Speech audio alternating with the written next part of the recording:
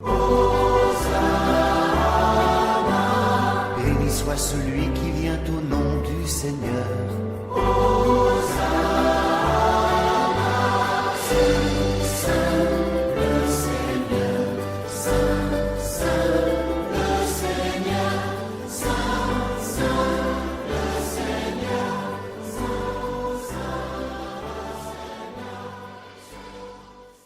Frères et sœurs, pendant 40 jours, nous avons vécu un temps de carême, dans la prière, la pénitence et le partage. Voici venir pour Jésus les jours de la Passion. Il entre à Jérusalem, la ville sainte, où il va mourir et ressusciter. Mettons toute notre foi à rappeler maintenant le souvenir de cette entrée triomphale de notre Sauveur. Suivons-le dans sa passion jusqu'à la croix, pour avoir part à sa résurrection et à sa vie. Daigne bénir ces rameaux que nous portons en main pour fêter notre Christ roi, serviteur. Évangile de Jésus-Christ selon saint Matthieu. Jésus et ses disciples, approchant de Jérusalem, arrivèrent en vue de Bethphagée sur les pentes du mont des Oliviers. Alors Jésus envoya 2 disciples en leur disant : « Allez au village qui est en face de vous, vous trouverez aussitôt une ânesse attachée et son petit avec elle. Détachez-les et amenez-les-moi. Et si l'on vous dit quelque chose, vous répondrez : le Seigneur en a besoin. » Et aussitôt, on les laissa partir. Cela est arrivé pour que soit accomplie la parole prononcée par le prophète : « Dites à la ville de Sion, voici ton roi qui vient vers toi, plein de douceur, monté sur une ânesse et un petit âne, le petit d'une bête de somme. » Les disciples partirent et firent ce que Jésus leur avait ordonné. Ils amenèrent l'ânesse avec son petit, disposèrent sur eux leurs manteaux, et Jésus s'assit dessus. Dans la foule, la plupart étendirent leurs manteaux sur le chemin, d'autres coupaient des branches aux arbres et en jonchaient la route. Les foules qui marchaient devant Jésus et celles qui suivaient criaient « Hosanna au fils de David ! Béni soit celui qui vient au nom du Seigneur ! Hosanna au plus haut des cieux !» Comme Jésus entrait à Jérusalem, toute la ville fut en proie à l'agitation et disait : « Qui est cet homme ?» Et les foules répondaient : « C'est le prophète Jésus de Nazareth, en Galilée. »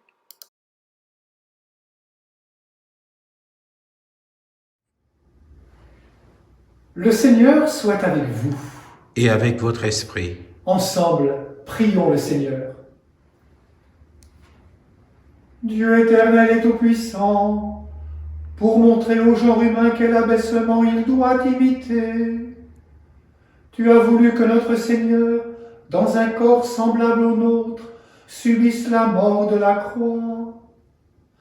Accorde-nous cette grâce de retenir les enseignements de sa passion et d'avoir part à sa résurrection. Lui qui vit et règne avec toi dans l'unité du Saint-Esprit, maintenant et pour les siècles des siècles. Amen.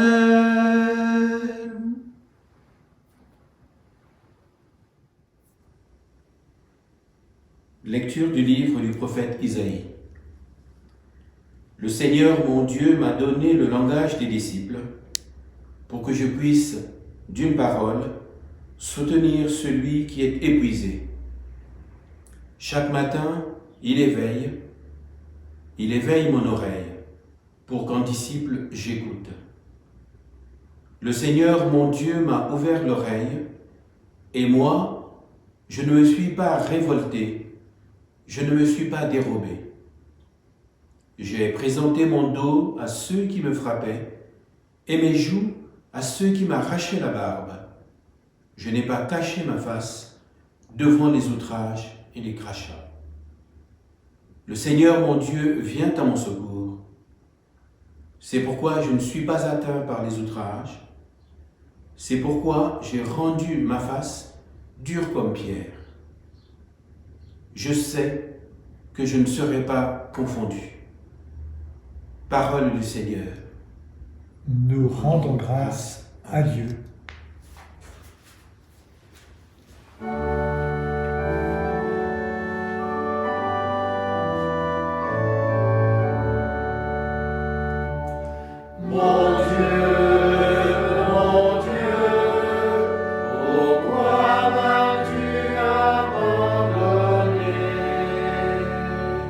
Tous ceux qui me voient me bafouent, ils ricanent et hochent la tête. Ils comptent sur le Seigneur qui le délivre, qui le sauve puisqu'il est son ami. Oui, des chiens me cernent, une bande de vauriens m'entoure. Il me perce les mains et les pieds, je peux compter tous mes os. Ils partagent entre mes habits et tirent au sort mon vêtement. Mais toi, Seigneur, ne sois pas loin. Ô ma force, viens vite à mon aide. Tu m'as répondu et je proclame ton nom devant mes frères. Je te loue en pleine assemblée. Vous qui le craignez, louez le Seigneur. Mon Dieu, pourquoi m'as-tu abandonné?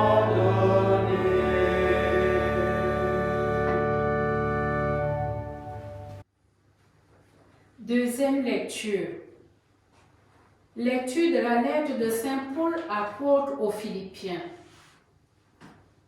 Le Christ Jésus, ayant la condition de Dieu, ne retint pas jalousement le rang qui l'égalait à Dieu. Mais il s'est anéanti, prenant la condition de serviteur, devenant semblable aux hommes.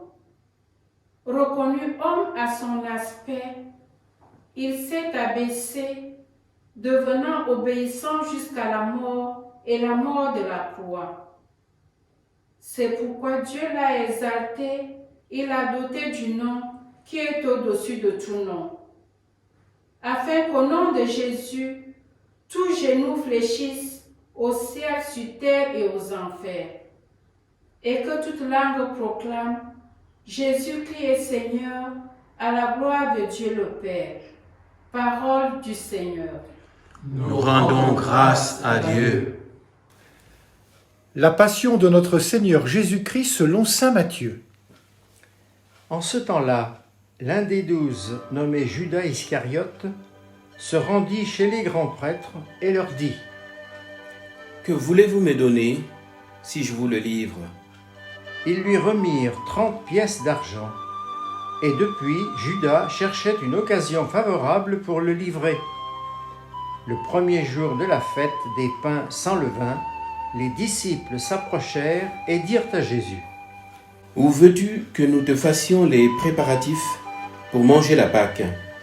Il leur dit : Allez à la ville, chez un tel, et dites-lui, le maître te fait dire, mon temps est proche. C'est chez toi que je veux célébrer la Pâque avec mes disciples. Les disciples firent ce que Jésus leur avait prescrit et ils préparèrent la Pâque. Le soir venu, Jésus se trouvait à table avec les 12. Pendant le repas, il déclara : Amen, je vous le dis, l'un de vous va me livrer. Profondément attristés, ils se mirent à lui demander chacun son tour.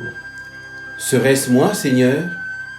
L'un, prenant la parole, il dit : Celui qui s'est servi au plat en même temps que moi, celui-là va me livrer.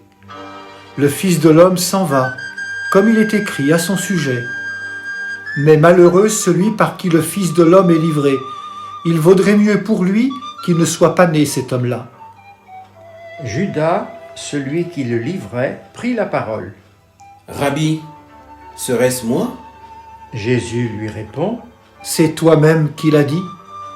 Pendant le repas, Jésus, ayant pris du pain et prononcé la bénédiction, le rompit et, le donnant aux disciples, il dit : « Prenez, mangez, ceci est mon corps. » Puis, ayant pris une coupe et ayant rendu grâce, il la leur donna en disant : « Buvez-en tous, car ceci est mon sang, le sang de l'alliance versé pour la multitude en rémission des péchés. Je vous le dis, désormais je ne boirai plus de ce fruit de la vigne, jusqu'au jour où je le boirai nouveau avec vous dans le royaume de mon Père. » Après avoir chanté les psaumes, ils partirent pour le mont des Oliviers. Alors Jésus leur dit : « Cette nuit, je serai pour vous tous une occasion de chute, car il est écrit : je frapperai le berger et les brebis du troupeau seront dispersées. Mais une fois ressuscité, je vous précéderai en Galilée. » Prenant la parole, Pierre lui dit : « Si tous viennent à tomber à cause de toi, moi, je ne tomberai jamais. » Jésus lui répondit : « Amen, je te le dis, cette nuit même, avant que le coq chante, tu m'auras renié 3 fois. » Pierre lui dit : « Même si je dois mourir avec toi, je ne te renierai pas. » Et tous les disciples dirent de même.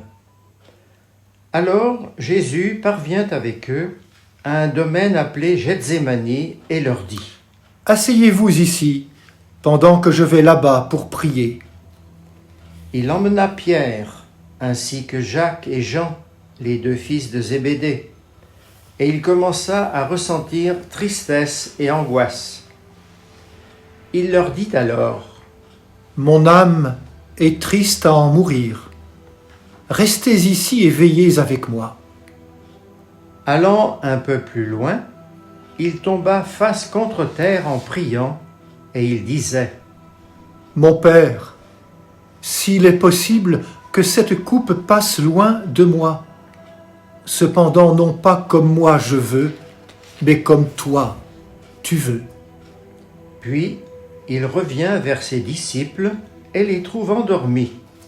Il dit à Pierre : « Ainsi vous n'avez pas eu la force de veiller seulement 1 heure avec moi ? Veillez et priez pour ne pas entrer en tentation.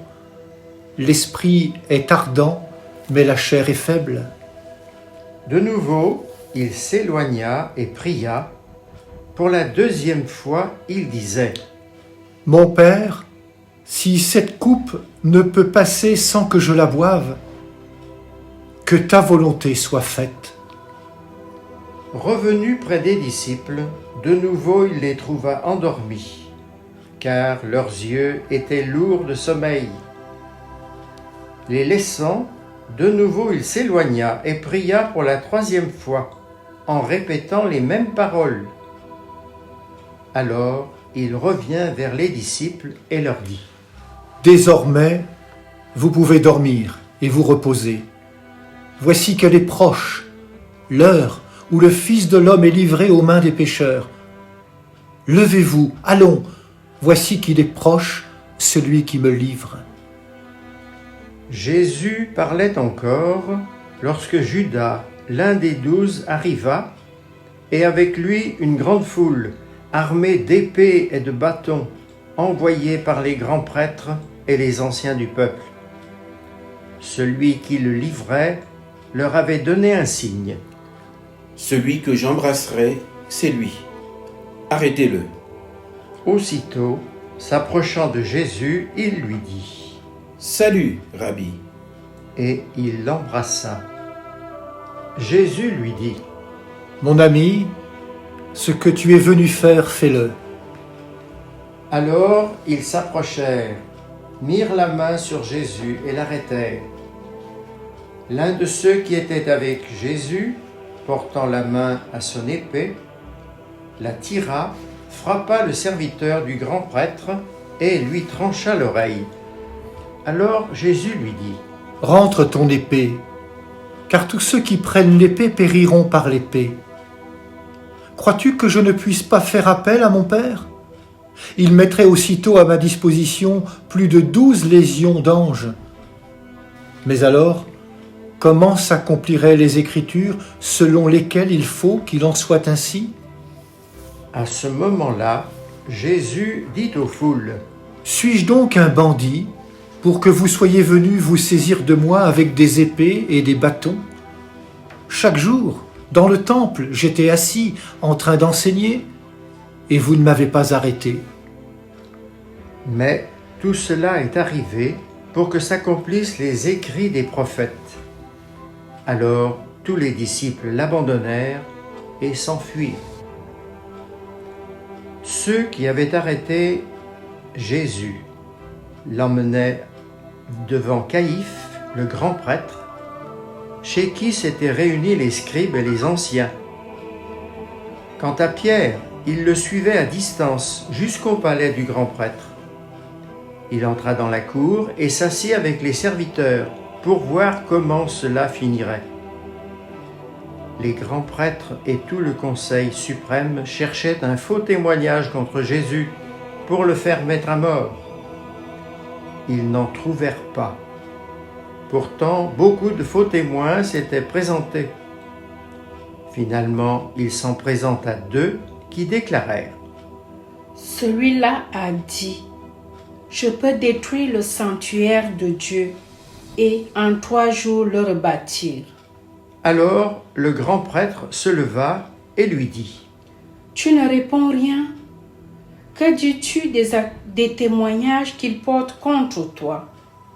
Mais Jésus gardait le silence. Le grand prêtre lui dit : Je t'adjure par le Dieu vivant de nous dire si c'est toi qui es le Christ, le Fils de Dieu. Jésus lui répond : C'est toi-même qui l'as dit. En tout cas, je vous le déclare, désormais vous verrez le Fils de l'homme siéger à la droite du Tout-Puissant et venir sur les nuées du ciel. Alors le grand prêtre déchira ses vêtements en disant : Il a blasphémé. Pourquoi nous fallait-il encore des témoins ? Vous venez d'entendre le blasphème. Quel est votre avis ? Ils répondirent : Il mérite la mort. Alors ils lui crachèrent au visage et le giflèrent. D'autres le rouèrent de coups en disant : Fais-nous le prophète, ô Christ. Qui t'a frappé ? Cependant, Pierre était assis dehors dans la cour. Une jeune servante s'approcha de lui et lui dit : Toi aussi, tu étais avec Jésus le Galiléen. Mais il le nia devant tout le monde et dit : Je ne sais pas de quoi tu parles. Une autre servante le vit sortir en direction du portail et elle dit à ceux qui étaient là : Celui-ci était avec Jésus le Nazaréen. De nouveau, Pierre le nia en faisant ce serment. Je ne connais pas cet homme. Peu après, ceux qui se tenaient là s'approchèrent et dirent à Pierre : Sûrement, toi aussi, tu es l'un d'entre eux. D'ailleurs, ta façon de parler te trahit. Alors, il se mit à protester violemment et à jurer. Je ne connais pas cet homme. Et aussitôt, un coq chanta. Alors Pierre se souvint de la parole que Jésus lui avait dite : Avant que le coq chante, tu m'auras renié 3 fois. Il sortit et dehors pleura amèrement. Le matin venu, tous les grands prêtres et les anciens du peuple tinrent conseil contre Jésus pour le faire mettre à mort. Après l'avoir ligoté, ils l'emmenèrent et le livrèrent à Pilate, le gouverneur. Alors, en voyant que Jésus était condamné, Judas, qui l'avait livré, fut pris de remords. Il rendit les 30 pièces d'argent aux grands prêtres et aux anciens. Il leur dit: J'ai péché en livrant à la mort un innocent. Ils répliquèrent: Que nous importe, cela te regarde. Jetant alors les pièces d'argent dans le temple, il se retira et alla se pendre. Les grands prêtres ramassèrent l'argent et dirent: Il n'est pas permis de le verser dans le trésor, puisque c'est le prix du sang. Après avoir tenu conseil, ils achetèrent avec cette somme le champ du potier pour y enterrer les étrangers.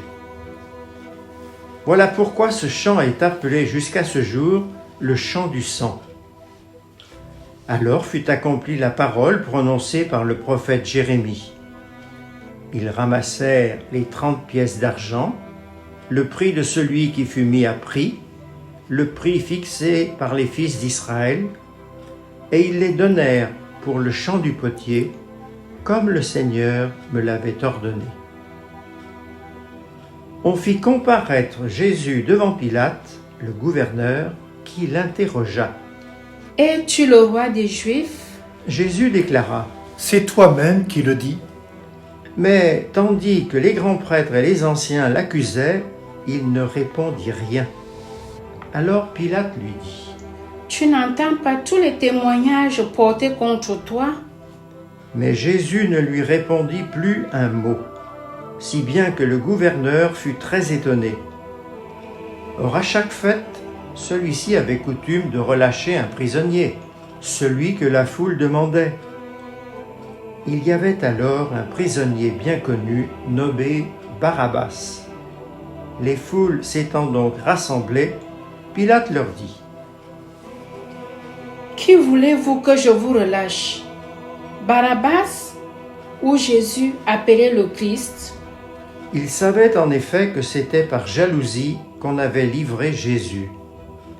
Tandis qu'il siégeait au tribunal, sa femme lui fit dire: Ne te mêle pas de l'affaire de ce juste, car aujourd'hui j'ai beaucoup souffert en songe à cause de lui. Les grands prêtres et les anciens poussèrent les foules à réclamer Barabbas et à faire périr Jésus. Le gouverneur reprit. « Lequel des deux voulez-vous que je vous relâche? » Ils répondirent: Barabbas. Pilate leur dit: Que ferai-je donc de Jésus appelé le Christ? Ils répondirent tous: Qu'il soit crucifié. Pilate demanda: Quel mal a-t-il donc fait? Il criait encore plus fort. Qu'il soit crucifié. Pilate, voyant que ses efforts ne servaient à rien, sinon à augmenter le tumulte, prit de l'eau et se lava les mains devant la foule en disant: Je suis innocent du sang de cet homme. Cela vous regarde. Tout le peuple répondit: Son sang, qu'il soit sur nous et sur nos enfants. Alors il leur relâcha Barabbas. Quant à Jésus, il le fit flageller et il le livra pour qu'il soit crucifié. Alors les soldats du gouverneur emmenèrent Jésus dans la salle du prétoire et rassemblèrent autour de lui toute la garde. Ils lui enlevèrent ses vêtements et le couvrirent d'un manteau rouge. Puis, avec des épines, ils tressèrent une couronne et la posèrent sur sa tête. Ils lui mirent un roseau dans la main droite, et pour se moquer de lui, ils s'agenouillaient devant lui en disant: Salut, roi des Juifs. Et après avoir craché sur lui, ils prirent le roseau et ils le frappaient à la tête. Quand ils se furent bien moqués de lui, ils lui enlevèrent le manteau, lui remirent ses vêtements et l'emmenèrent pour le crucifier.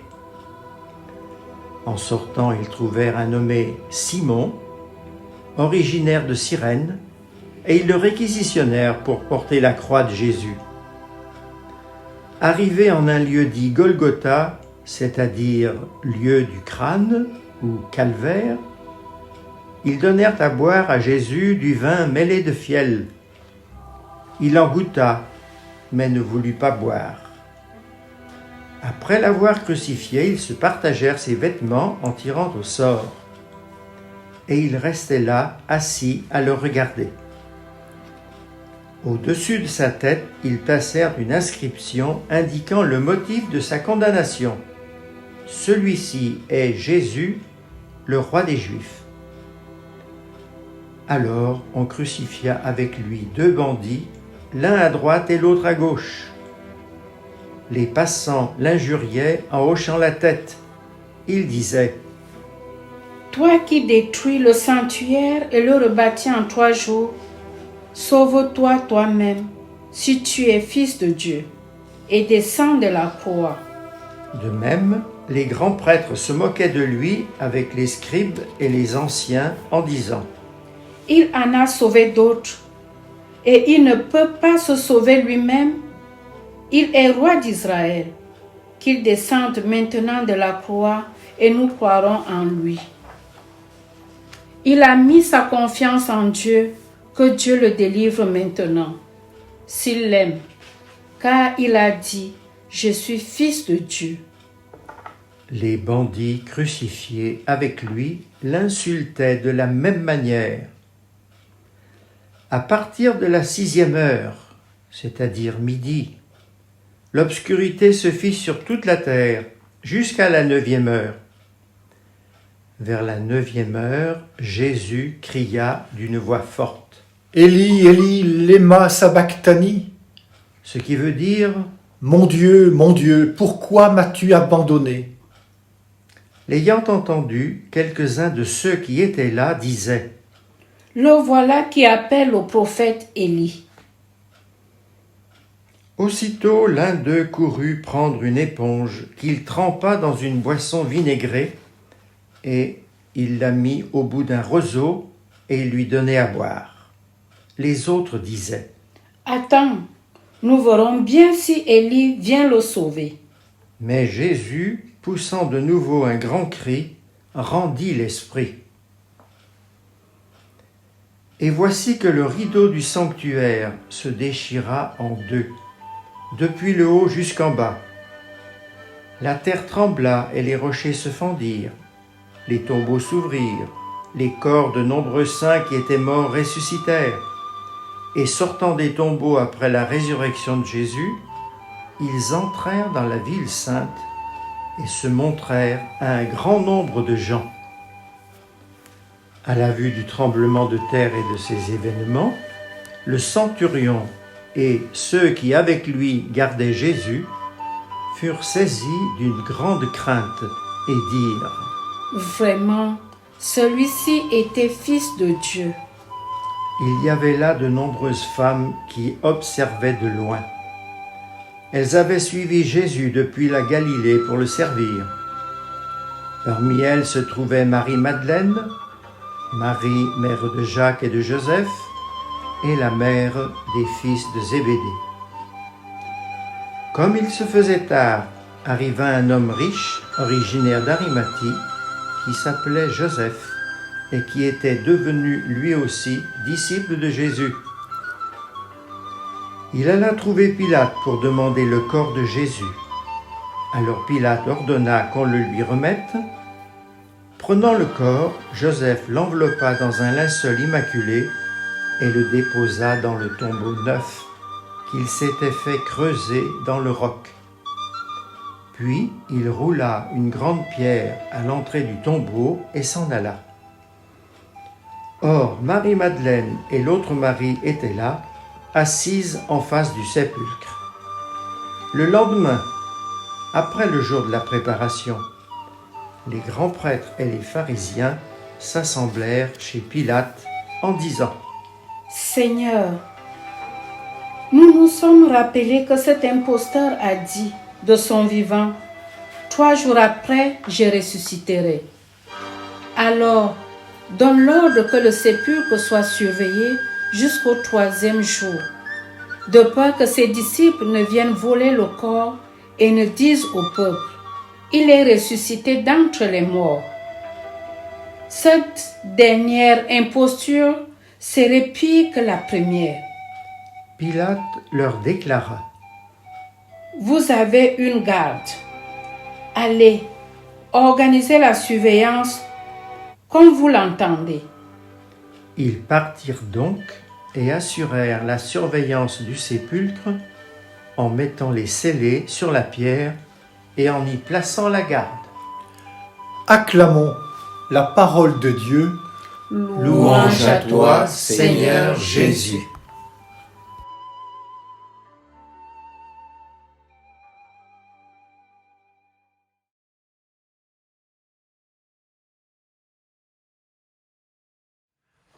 Frères et sœurs, quel est donc cet homme dont nous allons entendre le récit de la Passion?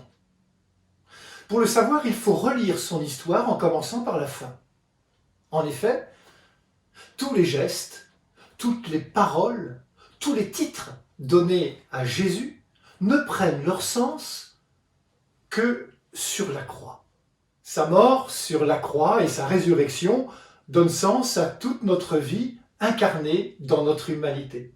Ainsi, nous pouvons affirmer que Jésus est l'accomplissement de l'humanité.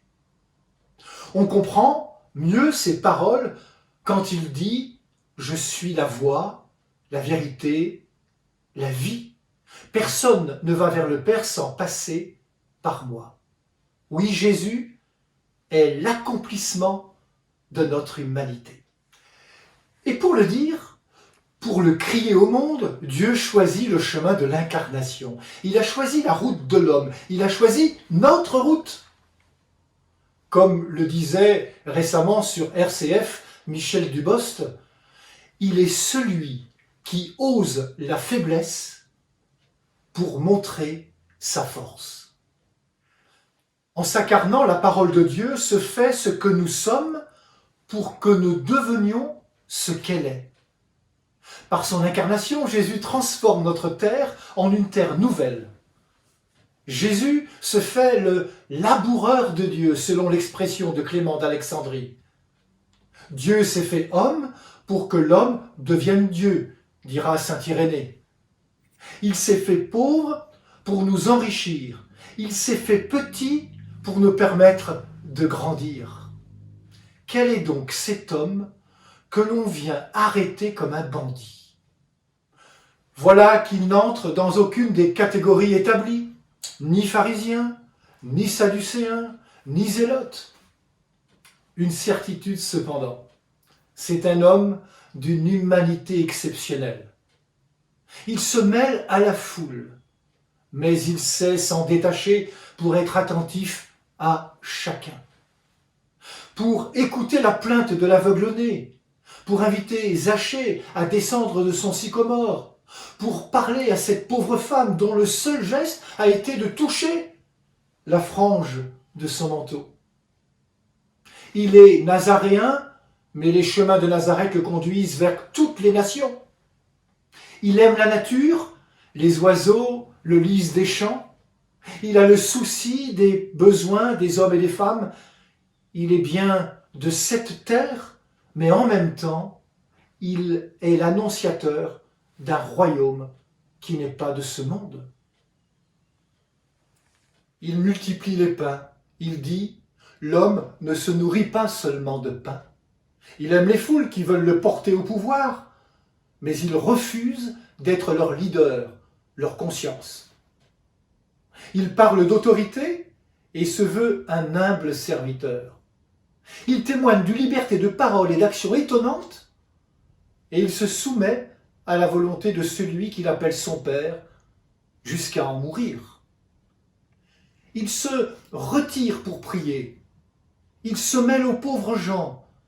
Il prend leur défense contre les riches. Il accepte les invitations chez les pharisiens, les pécheurs.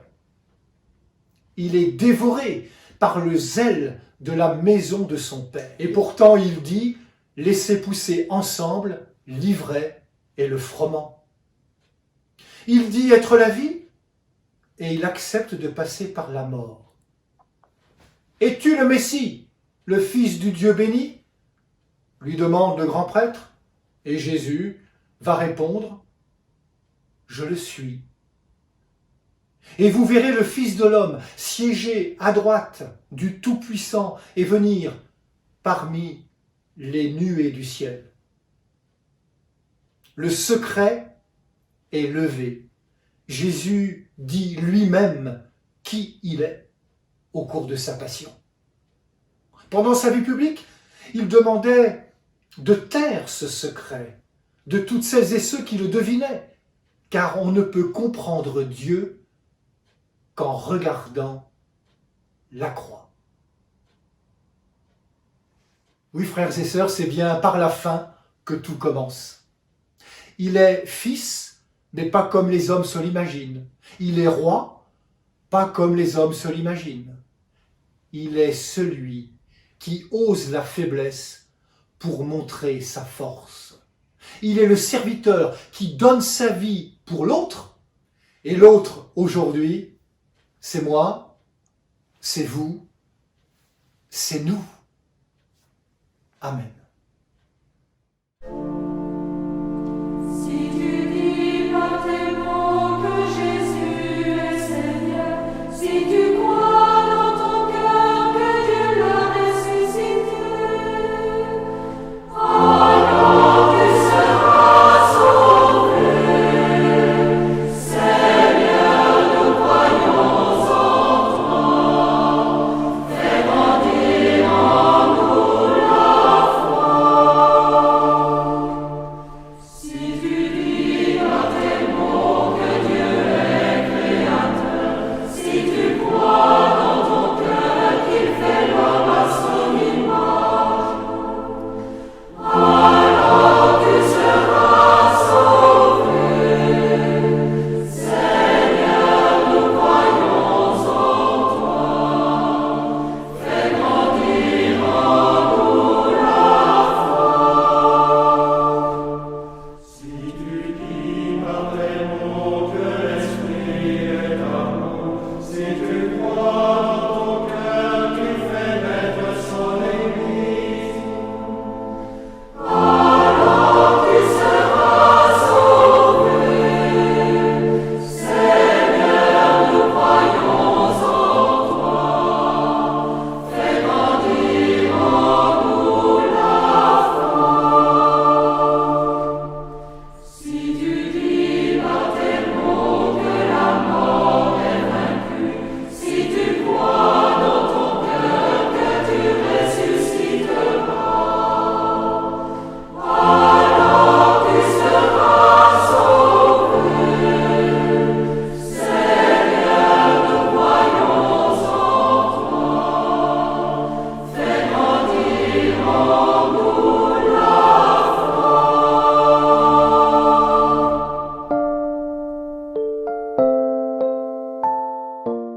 Pour nos dirigeants locaux et nationaux et pour les chercheurs, pour tous ceux et celles qui soignent des malades et les plus fragiles, pour ceux qui souffrent de cette situation, particulièrement ceux et celles qui subissent des violences conjugales ou familiales.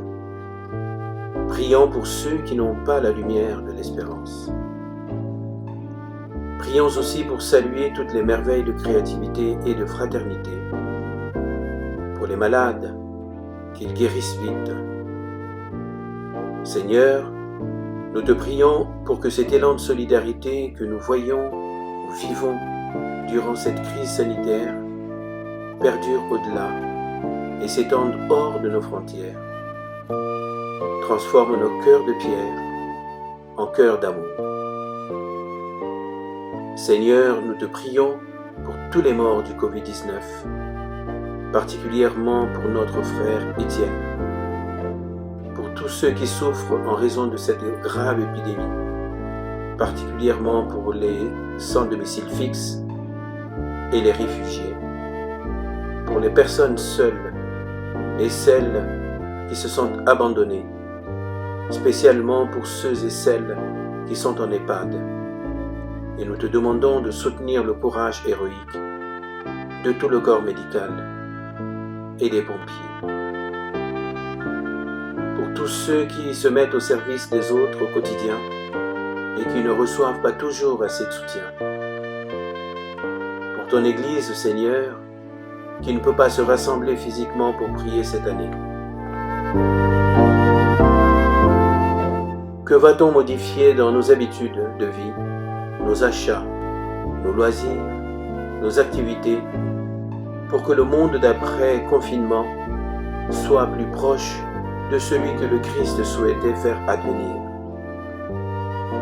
Il y a beaucoup de volontaires pour aider, m'a dit la responsable du CCAS.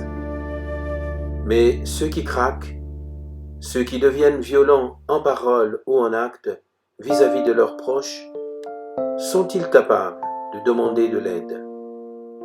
Que l'Esprit de Dieu nous garde attentifs à l'autre, à nos voisins, à ceux que nous croisons, pour saisir si nécessaire les appels qui ne sont pas formulés clairement. Merci Seigneur pour cette solidarité et cette générosité grandissante en ces temps particuliers. Pour tous les soignants et tous ceux qui prennent des risques pour sauver des vies, Seigneur, nous te prions, afin que tu leur permettes de trouver en toi la force de continuer dans leurs tâches.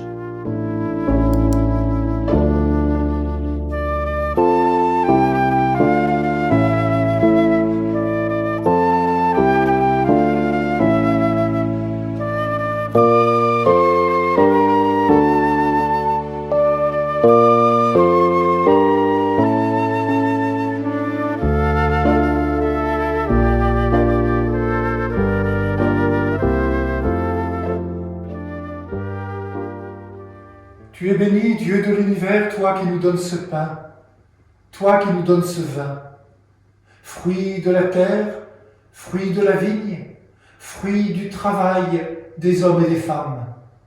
Nous te le présentons, ils deviendront pain et vin du royaume éternel. Béni soit Dieu, maintenant et toujours. Prions ensemble au moment d'offrir le sacrifice de toute l'Église. Pour la gloire de Dieu et le salut du monde. Souviens-toi, Seigneur, de la passion de ton Fils. Ne tarde pas à nous réconcilier avec toi. Il est vrai que nous n'avons pas mérité ton pardon, mais nous comptons sur ta miséricorde et sur la grâce du sacrifice de Jésus, lui qui vit et règne avec toi dans l'unité du Saint-Esprit, maintenant et pour les siècles des siècles. Amen. Le Seigneur soit avec vous. Et avec votre esprit, Élevons notre cœur. nous nous tournons vers le Seigneur. Rendons grâce au Seigneur notre Dieu. Cela est juste et bon. Vraiment, il est juste et bon de te rendre gloire, de t'offrir notre action de grâce toujours et en tout lieu. À toi, Père très saint, Dieu éternel et tout-puissant, par le Christ, notre Seigneur. Alors qu'il était innocent, il a voulu souffrir pour les coupables, et sans avoir commis le mal, il s'est laissé juger comme un criminel. En mourant, il a détruit notre péché. En ressuscitant, il nous a fait vivre et nous sanctifie.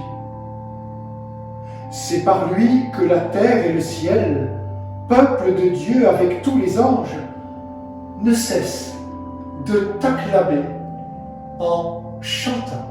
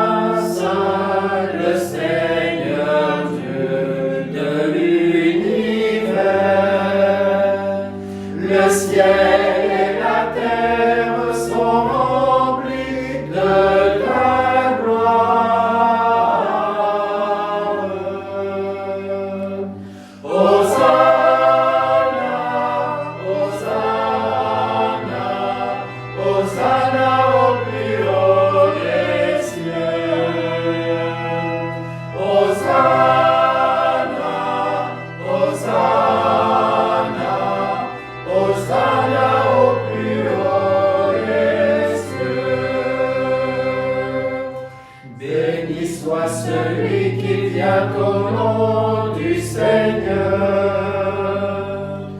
Hosanna, Hosanna, Hosanna au plus haut des cieux. Hosanna, Hosanna, Hosanna au plus haut des cieux.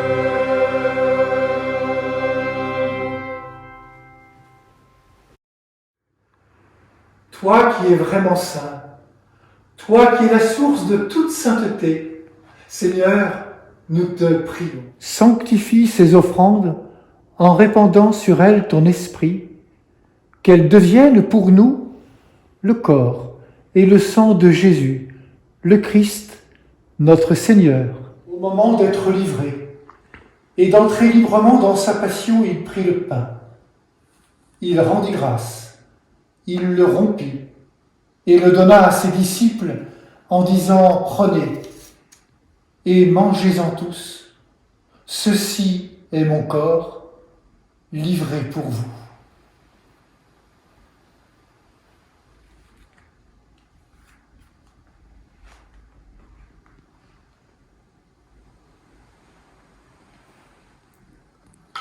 De même, à la fin du repas, il prit la coupe. De nouveau, il rendit grâce et la donna à ses disciples en disant « Prenez et buvez-en tous.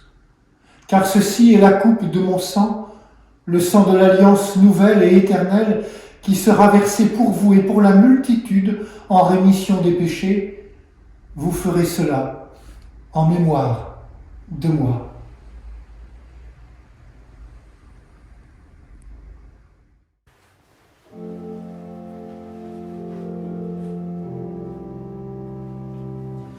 Gloire à toi qui es mort, gloire à toi qui es vivant, notre Sauveur et notre Dieu.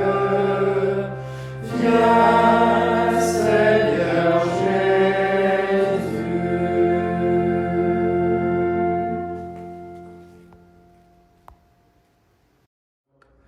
Faisant ici mémoire de la mort et de la résurrection de ton Fils, nous t'offrons, Seigneur, le pain de la vie et la coupe du salut, et nous te rendons grâce, car tu nous as choisis pour servir en ta présence. Humblement, nous te demandons qu'en ayant part au corps et au sang du Christ, nous soyons rassemblés par l'Esprit Saint en un seul corps. Souviens-toi, Seigneur, de ton Église répandue à travers le monde. Fais-la grandir dans ta charité, avec François, l'évêque de Rome, avec Michel, notre administrateur apostolique, Patrick et Emmanuel, et tous ceux qui ont la charge de ton peuple. Souviens-toi de nos frères et de nos sœurs qui se sont endormis dans l'espérance de la résurrection. Nous te confions tout particulièrement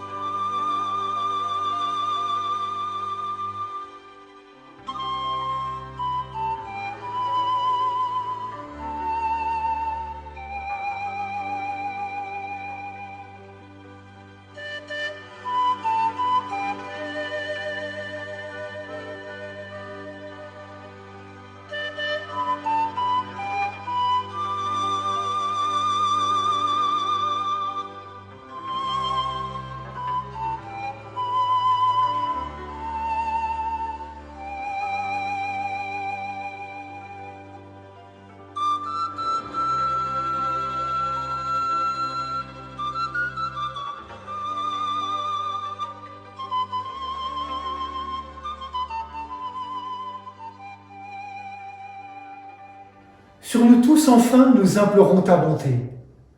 Permets qu'avec la Vierge Marie, la bienheureuse Mère de Dieu, avec les apôtres, les saints de tous les temps qui ont vécu dans ton amitié, nous ayons part à la vie éternelle et que nous chantions ta louange par Jésus-Christ, ton Fils bien-aimé. Par lui, avec lui et en lui, à toi, Dieu le Père Tout-Puissant, dans l'unité du Saint-Esprit, tout honneur et toute gloire pour les siècles des siècles. Amen. Amen. Comme nous l'avons appris du Sauveur et à son invitation, nous aimons dire dans le même esprit.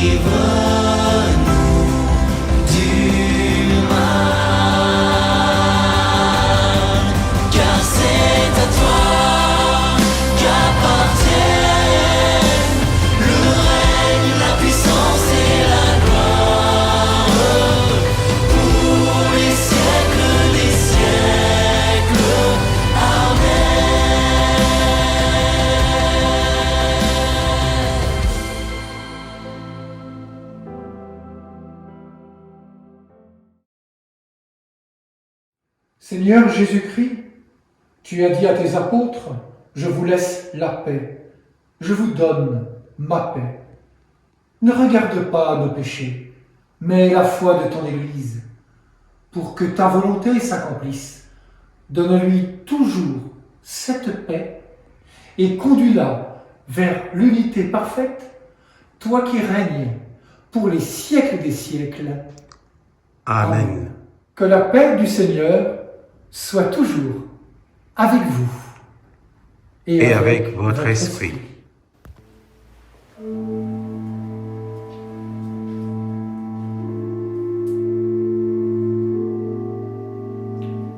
Agneau de Dieu, tu as ouvert le livre, tu es venu sécher nos larmes, tu donnes sens à notre Agneau de Dieu, qui enlève le péché du monde,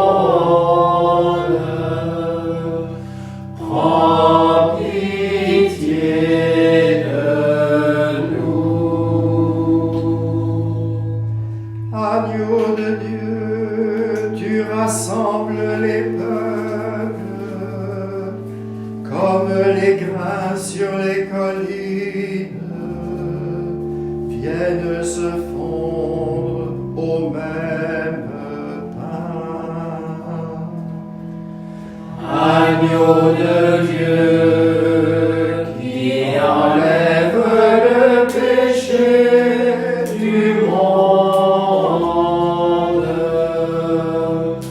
prends pitié de Agneau de Dieu, tu nous as rendus libres et tu nous as donné la vie pour mieux nous dire ton amour.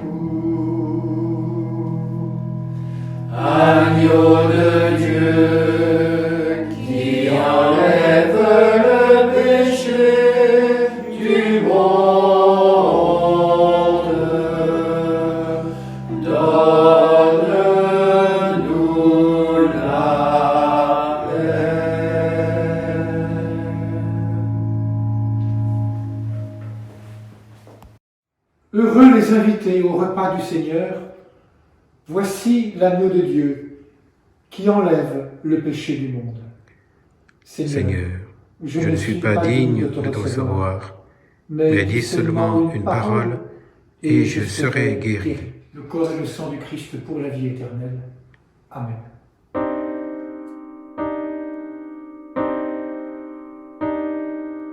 Table dressée sur nos chemins, pain partagé pour notre vie, heureux les invités au repas du Seigneur, heureux les invités au repas de l'amour. Table dressée sur nos chemins, pain partagé pour notre vie, heureux les invités au repas du Seigneur, heureux les invités au repas de l'amour. Ensemble, prions le Seigneur. Tu nous as fortifiés, Seigneur, dans cette communion à tes saints mystères, et nous te supplions encore. Toi qui nous as donné dans la mort de ton Fils l'espérance des biens auxquels nous croyons, donne-nous, dans sa résurrection glorieuse, de parvenir au royaume que nous attendons par Jésus, le Christ, notre Seigneur. Amen. Le Seigneur soit avec vous. Et avec votre esprit. Recevons maintenant la bénédiction solennelle.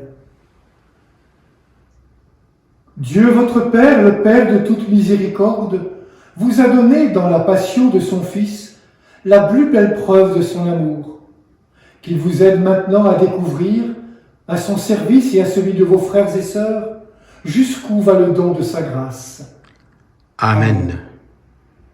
Il vous a donné de vivre en Jésus qui a subi la mort pour vous sauver d'une mort éternelle, qu'il vous fasse don de sa vie. Amen.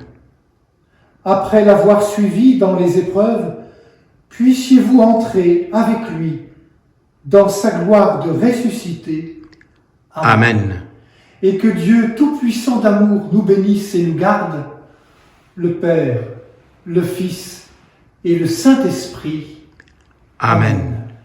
Allez dans la paix du Christ. Nous rendons grâce à Dieu. Adieu.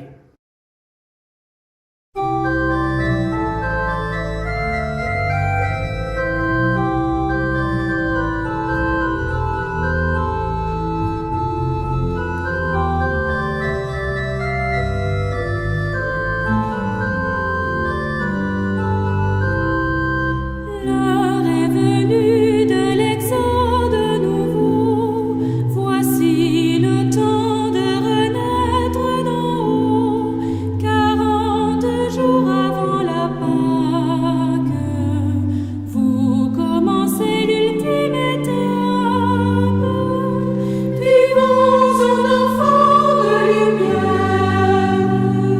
sur les chemins où l'Esprit nous conduit. Que vivons-nous le nom du Père. L'heure est venue de sortir du sommeil. Voici le temps de l'appel au désert. Allez, où va le Fils de l'homme? La joie de Dieu sur lui repose.